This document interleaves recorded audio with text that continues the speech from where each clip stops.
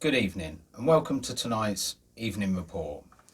First off, let's start with the yellow advertiser. Southend MP calls plans to make masks mandatory an infringement on civil liberties, and he is not far wrong. The Southend MP has called government plans to fine people £100 for not wearing masks, £100 even, for not wearing masks in shops an infringement of civil liberties, and admitted it will be difficult to enforce. Face masks will be made mandatory without any legislation that I can see, which means it's not a law, which means it can't be enforced.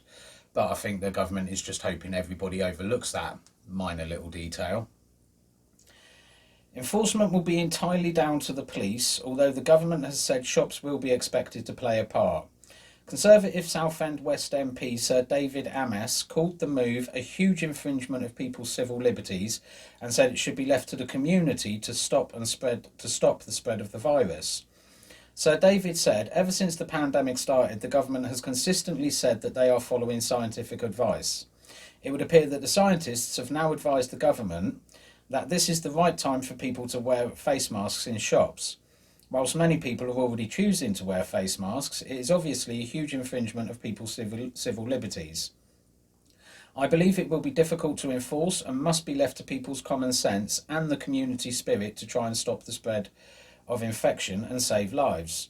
His comments come as conservative activists have rebelled against the government's plans, posting pictures on social media of their cut-up conservative membership cards stating they are now politically homeless.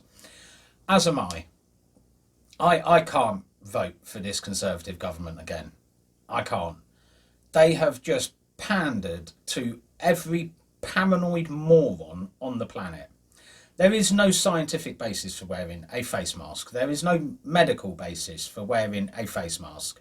There isn't a doctor, scientist, not even the World Health Organization are advising the use of face masks.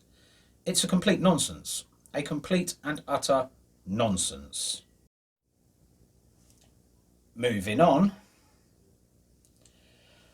Horror in Doncaster as 5 women die in 7 weeks. Murder investigation launched. Looks like we might have ourselves a serial killer on our hands. Police have launched a series of murder inquiries in Doncaster after the deaths of 5 women in the town over the past 7 weeks. Detectives said they did not believe the deaths were linked and were not hunting a serial killer. Well, they're going to say that, aren't they? These investigations are being treated in isolation, and there is no link between any of the tragic incidents we have seen over the last 2 months.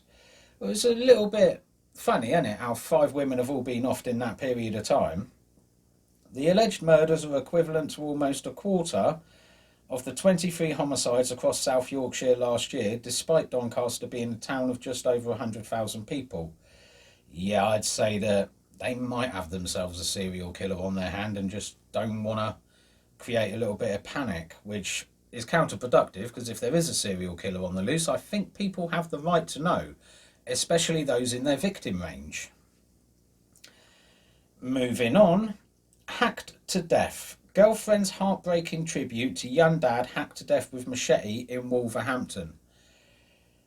You know, I remember a time in this country when machete attacks were completely unheard of. The girlfriend of a young dad hacked to death with a machete in Wolverhampton has posted a heartbreaking tribute to him.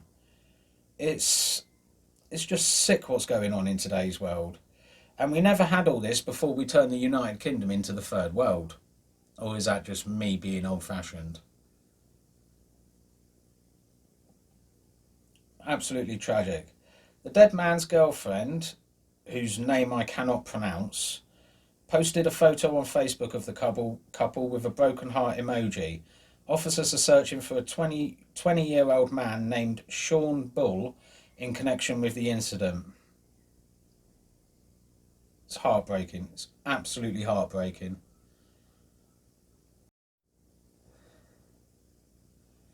And moving on. Man admits injuring officer by pushing her downstairs. A man has admitted seriously injuring a police officer by pushing her downstairs during a protest. Jamie Dewin, 31, was caught on camera shoving the officer, who now needs physiotherapy on her neck and back, during a June demonstration in Parliament Square. CCTV footage also shows Dewin throwing items including a metal barrier at officers and spitting at them on the same day. What a scumbag. And I've noticed in quite a few of the publications they've considered him far right. Isn't it funny how when Black Lives Matter protesters attack police officers, they're peaceful protesters? When anybody else attacks a police officer, they're far right thugs. It's funny that, isn't it? Anyway, that's all for tonight's evening report. You all be safe out there, and if you can't be safe, win.